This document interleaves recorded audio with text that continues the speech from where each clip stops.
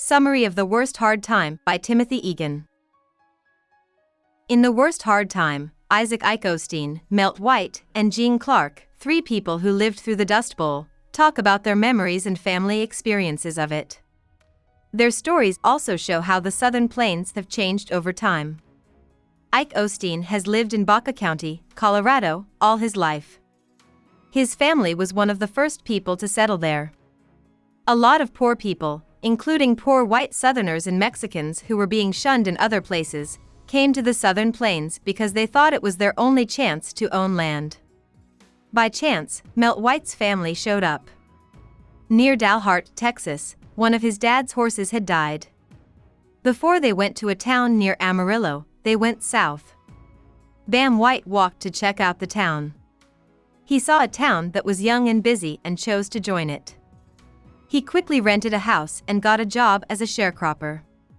Louise Walton, Gene Clark's mother, used to dance on Broadway and came to the Southern Plains as a lunger, one of many people who moved there to enjoy the clean, dry air. It was true that the air in the fields helped her breathing. She stayed, got married to a rancher, and had a daughter named Jean. Others came to the Southern Plains because railroad companies and neighborhood groups told them to.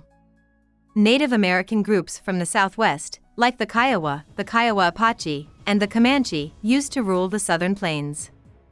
Comanche people were fierce warriors who often fought with Anglo-white Texans. Anglo-Texans didn't respect the Comanche at all. They didn't follow through on the Medicine Lodge Treaty of 1867 and often invaded Comanche lands, killing large numbers of bison, which the tribe relied on for food. After killing all the bison and driving out the Comanche, different farmers moved in, especially the cowboys who worked on the XIT ranch. With so many grazing grounds, cattle ranchers thought their business would never fail. But the harsh winters proved to be too much for the cattle, while bison could survive temperatures as low as -40 degrees Fahrenheit. People who had put money into cattle farming, some from as far away as Great Britain, needed to make money off of the land because the cattle were dying and costing a lot of money. They chose to split the XIT ranch into pieces of land that they could sell to people who wanted to start their own farms. A lot of people from cities like Kansas City, Missouri, were picked up by free trains every month by railroad companies to show them land they could own in the Southern Plains. The real estate agents worked quickly and well. When Uncle Dick Coon was trying to get to Houston by train, an agent told him to stay in Dalhart instead. He quickly took over most of the land in town. A lot of the handouts the real estate agents made were written in German to appeal to the large number of Russian-German immigrants moving into the area. George Alexander Ehrlich left the area around the Volga River to find farmland, peace, and not having to join the war. He brought a packet of Turkey red wheat with him when he came to the United States. This is a hardy type of grain. People were drawn to the syndicates by shows of dry farming. A Dutch-style windmill would pull enough water from the ground to keep animals healthy and fat.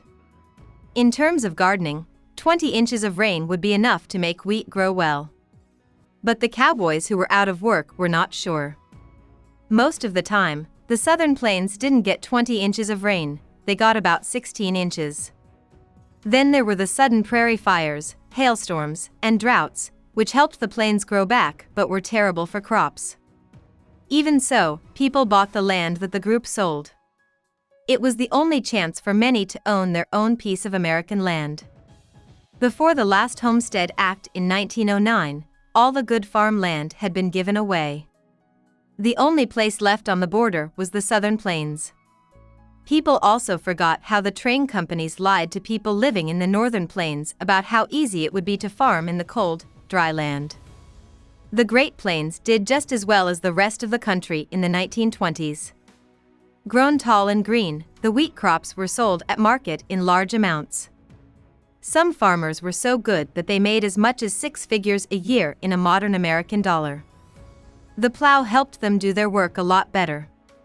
They borrowed money from banks to buy more farm tools and more land to plant more wheat. They had no idea that during such a boom, it would be hard to pay back their loans. Soon, farmers took over all of the fields and didn't leave an acre unturned. People on the southern plains did not yet feel the effects of the stock market crash in 1929. They thought that the crash was mostly about traders and city slickers, and that the financial effects were far away and didn't affect them as much. Then the price of wheat dropped so low that it was almost impossible to make money. Too much wheat was on the market and no one could buy it. Farmers started to worry about how they would pay their growing bills. Then there was a drought in 1932. Because it hadn't rained and acres of land had been turned over, dust storms happened. People did everything they could to keep dirt out of their homes and bodies, which came in through closed windows and cracks in doors. Nesters put Vaseline on the inside of their mouths and men didn't shake hands because it could send an electric shock through both of them and knock them backwards. A new disease called dust pneumonia was killing kids and old people. More bugs, like tarantulas and centipedes, came in with the storms. During one storm, a lot of grasshoppers came together. There were also a lot of bunnies, which were both a food source and a way to lose food. The editor of the Dalhart Texan, John McCarty, pushed for rabbit runs where people would kill the rabbits with clubs. For a long time, Melt White couldn't forget the sound of the rabbits crying as they were being killed during one of the runs.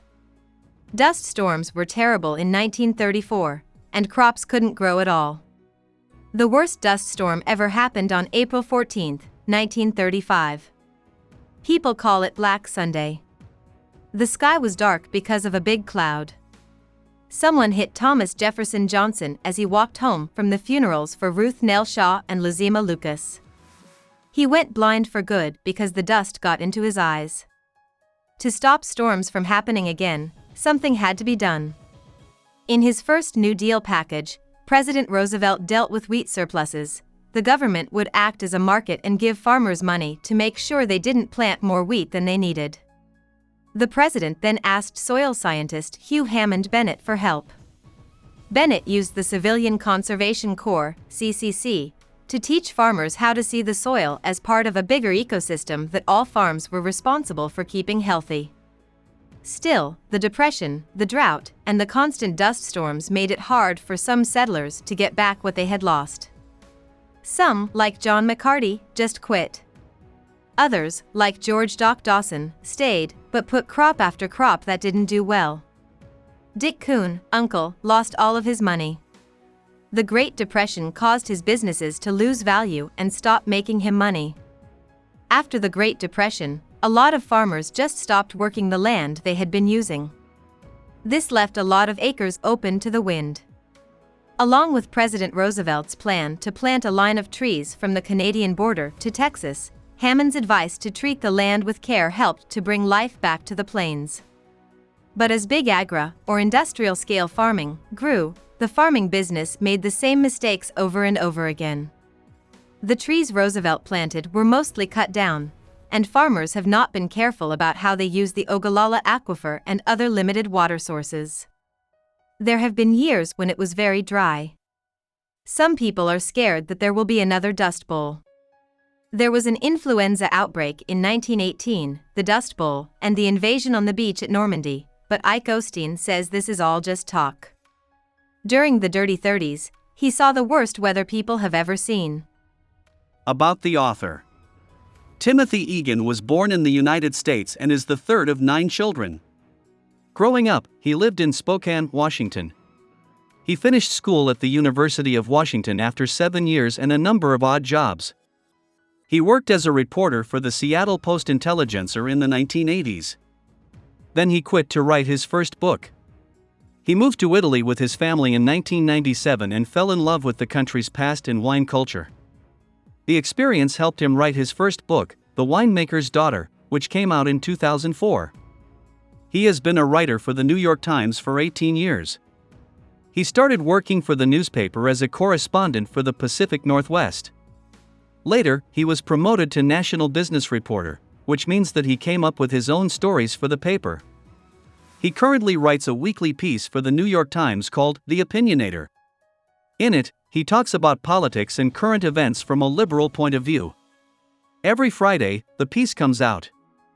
He and a few other Times writers won the Pulitzer Prize in 2001 for the 15-part series that came out in 2000 called How Races Lived in America. For a report, Egan went back and looked at the steps that Lewis and Clark took on their Western expedition. He has also written about stories that are special to the American West and about how rural America is getting worse. Egan has been given honorary doctorates by Western Washington University, Willamette University, Whitman College, and Lewis and Clark College. He lives with his wife Joni Balter in Seattle. Hope we summarized it fully and you liked it. Please hit the like button and subscribe to our channel so that we are motivated to create more videos.